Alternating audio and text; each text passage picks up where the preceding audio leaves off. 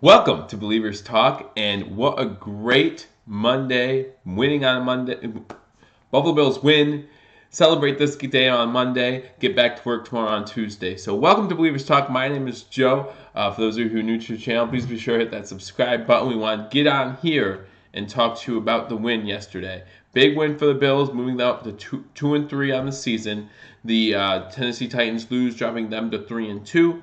Titans next week will be at home as they play the Baltimore Ravens. We will be on the road. The Buffalo Bills will be on the road next week as we play the Houston Texans, who got a win also yesterday on Sunday Night Football in overtime. So next week, this coming Thursday, we'll do the pregame for the Houston Texans game, and then follow us because on Sunday, we'll be live here again for a live reaction show and play-by-play. So welcome to Believers Talk. Again, if you're new, you want to hit that subscribe button, hit that notification bell because we will be going live for the games. We will give you live reaction, live play-by-play, pregame, postgame, trade deadline coming up here in a couple weeks, guys. So there'll be probably some more videos about that. Let's see if the Bills make a couple moves, but we'll see about that when that time comes. But in this video, we want to talk about the game yesterday. Buffalo pulls out the win, 13-12 in dramatic fashion. Stephen Hauschka gets a game-winning kick, his sixth game winner of his career for the Buffalo Bills to win this game. Huge game.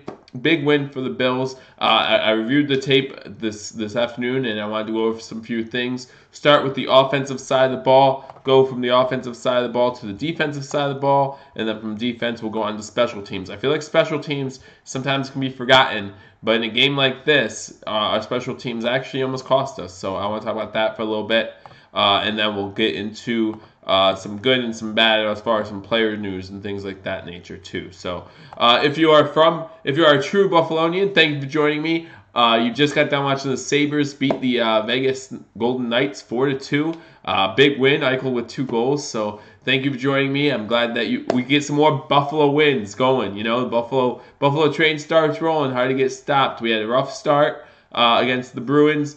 Same week, we lost to the Packers 22-0. Nice to finally get some wins going here. So thank you again for joining me. We'll get right into the recap from yesterday as far as the game is concerned. Again, Buffalo Bills pulling out the win, 13-12. I want to start with the offense. We'll go through some statistics first, and then we'll talk about what we think about these statistics and what to make of them going forward as we get ready to play the Texans next week. So Big improvement in the running game, of course. That was a big concern last week for a lot of Bills fans, and the coaching staff took notice, and that's really good to see. So yesterday we had 43 total rushes for 144 yards. McCoy had 24 rushes for 85 yards. Ivory had 14 for 43. Allen had 4 for 19, and then Ray McLeod had 2 for -4 yards. So big time improvement in the running game. 43 rushes, and a bigger stat here: no fumbles.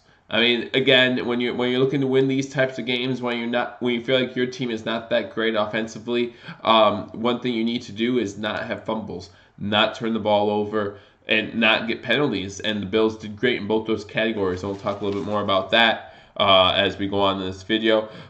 Angry Buffalo sports fan, thank you for joining me. Not angry today, man. Great Monday for a win. It was nice to walk around and just be able to wear my Bills stuff with pride. And also, happy Columbus Day for those of you out there who celebrate Columbus Day. I know some of you don't, but I get the day off work, so I will celebrate. But yeah, that's it. I don't know much about it.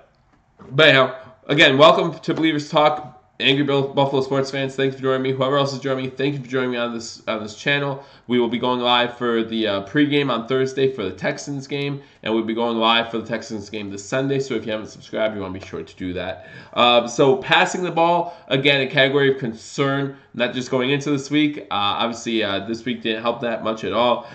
10 for 20 overall. 10 for 19 really was Josh Allen. They count that one special teams blunder from Bajorga as the punter as an incomplete pass.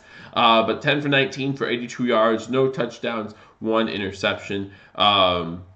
You know, and again, we'll go into those stats a little more in depth later. But that interception, if you look back to it, not really Allen's fault, but, you know, it does count against him, of course. So, As far as I'm sorry, I'm getting ahead of myself here with some of these notes. As far as some other stats are concerned, we'll go through some of the receiving stats. Big day for Zay Jones as far as the Bills are concerned with receiving, and I know the numbers don't sound that great, but he stepped up in a big way. 3 receptions for 20 yards. McCoy had 2 for 23, including that huge third down conversion that led up to that winning field goal drive, that last drive of the game. So that was a huge. I think that was about a 13-yard gain there. So 2 receptions for 23 yards for McCoy, 3 for 20 for Zay Jones. Charles Clay had 1 catch for 12 yards. Kelvin Benjamin had 1 for 11. Kroom had 2 for 9. And Raymond McLeod had 1 for 7. Again, Raymond McLeod, big catch on that last possession, getting us first down, being able to run out that clock so the kick would be the last play of the game. That was a huge factor in this game as well. We'll talk a little bit more about Kelvin Benjamin. Everyone, including myself, has been ripping Kelvin Benjamin about how he's not making himself known in this offense. After watching this game and going back a little bit in the other games as well, I don't know if I 100% agree with that anymore, and I'll tell you why in a little bit. But we'll keep going through the offense. Stephen Hauschka, of course, 2 for 2 on the field goals, big field goal to end the game. And then also he was 1 for 1 of the extra points. Allen had that 14-yard run for a touchdown as well, so we can't forget about that. Only touchdown of the game in this one. So those are some stats from the offensive side of the ball. Allen was sacked 1 time, which is a big improvement. Now, a lot of the play calling was scripted for the offensive line not to have to hold up against pressure all that long. So, Allen had a lot of quick passes. Out of the 19 passes, 10 of them were within 3 yards of the line of scrimmage. So a lot of plays were quick, meant to get the ball out of Allen's hands early and often. But so first play of the game, of course, is for the offense is a flea flicker to Kelvin Benjamin. A lot of people are wondering why he threw that pass. Also wondering, what was the trick play necessary? I don't know if the trick play was necessary, but I do like going long for the first play of the game. It just makes the defense realize, hey, they can go deep. We don't do it often, but it's definitely smart to do it every once in a while to keep that defense honest, so that way we can be more effective running the ball. We saw McCoy. McCoy went 24 for 85 yards. That's 3.5 yards per carry, which some people will say that's bad. In today's NFL, you want the wow factor, right? You want 20 yards a clip, 10 yards, 15, 20 yards a clip. 3.5 yards, guys, moves the chains every time. If you run 3 times for 3.5 yards each time, that's going to move the chains. That's 10.5 yards, and that's all you need to do in this league is continue to keep moving the chains. Allen said yesterday, all he cares about is the letters. All he cares about are the W's. And so if we want to keep getting W's, we got to keep moving the chains, keep getting first downs. We're not a flashy offense. We will never be a flashy offense. That's not who the Bills are. But we can move the chain. If we could continue to move the chains, not turn the ball over, that will be huge as far as us getting points on the board, giving our defense time to rest. Look at how well our defense has done. I mean, I'll even say, including last week when we got shut out against the Packers, when they've had a little bit of time to catch their breath on the sideline. I'm just very impressed with this defense. Top 10 defense by far, pretty easily, I think. But that's a factor for this offense. So last week, against the Packers, we had 7 3-and-outs, guys. 7 3-and-outs, 7 times where the defense got off the field, and before they could sit down and get oxygen, they were asked to come right back on the field. In the game yesterday, we had 1 3-and-out, and I believe that was in the third quarter. So great job by the Buffalo Bills to make sure that they had some first downs. They had kept some drives alive. Went for it twice on 4th down. If you look at the stat sheet, it will say 2 for 3 on 4th downs. Again, they're considering that Bajorga's brain fart on the special teams as a go for it on 4th down. But really went 2 for 2. Went for it on 4th and 1s, and Chris Ivory picked them both up. Running the ball, and that's exactly why Chris Ivory is there. So really happy to see that from Chris Ivory. I'm looking at team stats now and talking about penalties. Again, I think we only had 4 penalties yesterday, and that goes with last week where we only had 3 or 4 penalties again. So yeah, we had 4 penalties yesterday. I mean, that's great. That's how we want to keep improving. And to be honest, and I'll talk about now, these refs, man, I'm still not sure. I mean, we only had 4 penalties. I'm still not sure about this Cordy Glenn one where you got the 15. Cordy Glenn, oh my gosh. Deion Dawkins one where you got the 15-yard penalty for for like trying to like headlock a guy. I'm not sure if I bought that as a penalty, but I think that a lot of that was just making up for the Allen penalty that they had a few minutes earlier, where they pushed Allen after a couple steps. Not much contact there. That was an iffy call if you ask me as well. They called it. I was gonna, as a Bills fan, of course, I'll take it, but that didn't lead to any points because of the Dion Dawkins penalty. But I also want to talk about Sean McDermott, Coach McDermott. He's not doing that great with challenges. And when I thought about it for a little bit, I realized that he's not doing great, but they're good challenges. Last week he challenged the Allen fumble, and I thought it was a good challenge, and I thought the Bills were going to win that challenge because Allen's knee is definitely down before the ball comes out. But the referee still didn't reverse his decision. This play this week where he challenged the spot of a ball where it was first down or 4th and short. Again, I don't like spot of ball challenges unless there's something obvious that marks where the ball is, just because it's so hard to tell where the knee hits and the ball is when the knee hits and things like that. And you don't know if you have the right camera angle and things. So I don't like that challenge overall. But even the commentary said it looked like he was short. So even though McDermott's not winning these challenges, it's nice to see him putting up a little, not just being okay with what the officials say all the time. But yeah, the Bills are definitely doing much better as far as limiting their penalties, and that is helping us win some of these games here. So we need to continue to do that. And hopefully that will continue to improve. A well-disciplined team, again, with no turnovers, and we will do better. Talking about Kelvin Benjamin a little bit, everyone's knocking him because he's not being efficient in the passing game, and I don't disagree. But I don't know if that's all on Kelvin Benjamin. We saw 2 passes in yesterday's game that were short hopped to Kelvin Benjamin, where he could have had a chance to catch them if they would have been thrown on target. So, we can't always blame Kelvin Benjamin for those things. Plus, I was watching him in the blocking game on those run plays. Did a great job blocking down the field for McCoy and Ivory. So, really happy with his effort out there. Maybe not worth the money he is going to try to get, but he is still doing, I think, a really bang-up job as far as blocking downfield. And also, I think when him and Allen are on the same page, it might look a little differently. We're seeing Allen and Zay Jones beginning to get on the same page a little bit, and they're looking a little better. But I want to see how they look when Benjamin's on the same page. This offense might be able to open up a little bit, might be able to go downfield a little bit more. That flea flicker to start off the game. Benjamin's double covered. I think Allen just threw it 60 yards just to show that we can. But Allen did a good job throwing it where no one was going to catch it. So I think that was just to show off a little arm strength and to show off that the Bills can throw deep and to keep that Titans defense a little honest, because that Titans defense was really good. You have to remember 10 of our 13 points came off of turnovers where we had the ball inside Titan territory to start. So that was just proof that the Titans D. That was my biggest concern after they made it 12-10 late in that game with 4.5 to go.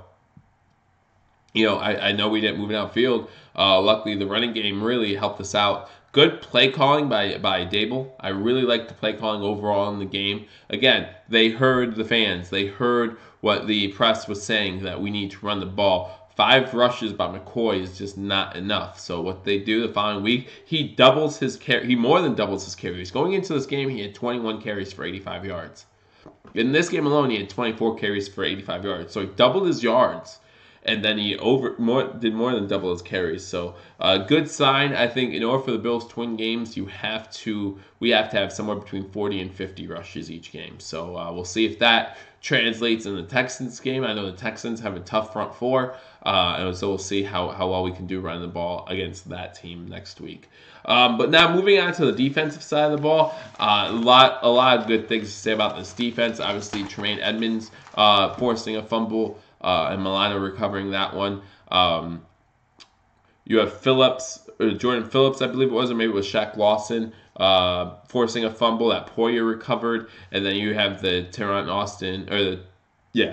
Johnson interception. That was huge. So 3 huge turnovers. Hughes should have had a sack. I don't know what he was thinking. I know in the media's eyes he was letting up. Because of all the penalties. But if you watch that play again, Hughes is hitting Mariota as Mariota is getting ready to throw the ball, and what looks like it's going to be a screen play. Mariota holds on to it, but Jerry Hughes doesn't know that, so he turns around thinking it's a screen while the ball's still in Mariota's hand. So even though they're going to say it's because of the rules in the NFL and not wanting to get 15 yards, and if he would have fell on him, he would have got a 15-yard penalty. I understand that. But part of me wants to think that Jerry Hughes thought that the pass was already delivered, and so he was not for that reason. But I guess that's one of the things you'll never know. Jerry Hughes will probably say that the reason why he let up was because of these NFL penalties. But we'll see. We'll see what happens. Luckily, that was incomplete. Again, great coverage downfield. Our corners did a great job all day. Shaq Lawson, Shaq Attack. He looked really good. Some guys I want to highlight is Jordan Phillips. I think Jordan Phillips did a great job. Claimed him off waivers just earlier this past week from the Dolphins, I believe it was.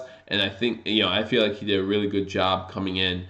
Made some couple plays behind the line of scrimmage, and just got a little pressure on Mariota and stopped that running game a little bit better. They ran for exactly 100 yards. Man, it was a rough 100 yards. And when you think about Henry and you think about Dion Lewis, you think they're going to run for more than that, and they didn't. I think the Bills did a great job keeping the run game in control the whole game. They maybe let 1 or 2 runs, especially that last Tennessee Titans drive right before halftime. They let 1 or 2 runs get away from them. But other than that, I think they did a great job. You got these corners did a great job. The linebacking play in this game I thought was phenomenal. You talk about Lorenzo Alexander. I thought Lorenzo Alexander had a great game. Had a couple pass deflections. Played great coverage when either a back or a slot receiver was coming out of the back. Coming out of the backfield. You talk about Tremaine Edmunds. He caused that forced fumble. He closed down Mariota really quickly. He has fast closing speed. I think he's getting better and better. And then you talk about Milano kind of being in the right place at the right time. Going back to Jerry Hughes, he did force a fumble that was then pushed out of bounds. That was illegally batted out of bounds. And if you saw the play, you saw Coach McDermott kind of go in an uproar. And at first, I didn't know why, but yes, it was illegally batted by a Titans player out of bounds. However, if they were throwing a penalty, it would have either been, we accept the penalty, it would have been 3rd down, and they would have had a chance to move up the field more, or 4th down. We probably would decline the penalty anyway. So no harm, no foul in that case, I don't believe. But we'll see. We blitzed Mariota 14 times total yesterday, whether it be in linebacker or corner blitz. We had 2 sacks. Credited for 2 sacks overall, and Hughes would have got 1 for the strip sack on the fumble that was caused, and then I believe that Kyle Williams and Trent Murphy got together and had 1 as well. So 2 sacks on Mariota yesterday. We blitzed him 14 times on 14 different pass plays out of the out of the 30 some that he had total. 26. So out of 28 that he had, 28 dropbacks, we blitzed them exactly half the time. So I think that's a good number to have. The blitzes were mixed up. We threatened a couple times and pulled back. I think both Dabble and Frazier are doing a great job mixing up play calling on offense and defense. I know our offense is struggling. I think that more has to do with A, having a new offensive coordinator, B, having a new rookie quarterback, and C, just not having enough time with these wide receivers. We don't have the greatest bunch of wide receivers. We knew that going into the season. And so we're doing the best we can with what we got. Again, we don't want to give Allen too complicated of a scheme right now. Obviously, the scheme, the offensive playbook is a little bit smaller than we would like, just to keep it simple for Josh Allen. But led to a win yesterday, so let's focus on the win. Our coaching staff obviously is already hard at work waiting for the Houston Texans tomorrow or next week. Now, one thing I do want to talk about that sometimes gets missed is the special teams. I feel like the Bills did not do a great job on special teams in this game. Now we stopped them from scoring on special teams, but the first kickoff of the game. No, I'm sorry. The second kickoff of the game, we have the first kickoff, forced fumble, we score. The second kickoff of the game, Deion Lacey gets called for offsides. They get a pretty decent return, and then there's an offsides on top of it. How can you be offsides on a kick? I just don't understand that. And then Ramon Humber misses a tackle. They get at basically the 40-yard line just to start that drive. That's not a good way to start. We don't want them starting at the 40. We want to push that back to the 25 or even inside the 25 if we can. And then on the big punt return that they had, the first punt of the game, Deon Lacey is the one who misses the tackle. He gets down there, and he just misses that tackle. So Deon Lacey did not have the greatest game yesterday on special teams. He missed a couple tackles he should have made. Again, the penalty. But however, he kind of made up for that in the third quarter on a punt by Bjorges. He was the first one down there, and they downed it at the 5-yard line. He was able to get that ball out, make sure that ball did not go into the end zone. So that was a big play there as well. So you gotta give him credit there. If we're going to bash him for the two plays they did not do well on. Obviously, with the special teams, we cannot talk about special teams yesterday without talking about Bjorges and that special teams gaffe on the first field goal attempt. Still not sure what happened there. Obviously, he thought for some reason it was some kind of fake punt. Now, I don't know how that information got misinterpreted. Hopefully, that's something that the coaching staff and him will work on. But that was a huge mistake that could have cost us at the end of the game. Those are 3 points that we might have needed towards the end of the game, but luckily it didn't cost us at the end of the day. But then he comes down on his shoulder, injures his shoulder. Now he had 2 punts after that hit, and he looked like he was doing okay. But who knows how that shoulder is affected today. I haven't heard anything as far as an injury report on him today. So hopefully he is okay, because I think he's done a good job punting. I always like having a left-footed punter just because of the way the ball spins differently when the receiver is going to get it. But I hope he's doing okay. But he just really needs to make sure that everyone's in communication, because Hauschka could have got hurt on that play too. You see Hauschka almost tried going for a block. Why is he going in for a block? That just doesn't make sense to me. Why he would do that. But then again, what's running through his head as Bjorges comes up with the ball and then tries to put it back down? I just don't understand what happened. Rookie mistake there, rookie punter. So it's just one of those things you kind of have to. Luckily, it was a win, so we can look at it back, and we can look back at it and we can laugh and say, okay, well, nothing bad came out of it. But we want that to be improved for the weeks, because that might become a crucial spot at the next game or the game after that, and we want to make sure everyone's on the same page. Whether we talk about offense or special teams, it seems like there's something off right now, and we need to make sure that everyone's on the same page. I mean, the defense is looking really good. We're doing well in turnover ratio. We're doing well on the penalties. That's keeping us in these games. I mean, you look back at that Green Bay game last week. At halftime, it was 16-0. As hard as it was to believe, we were only down 2 scores at halftime, and we were getting blown out. Now, we were unable to get the offense to do anything,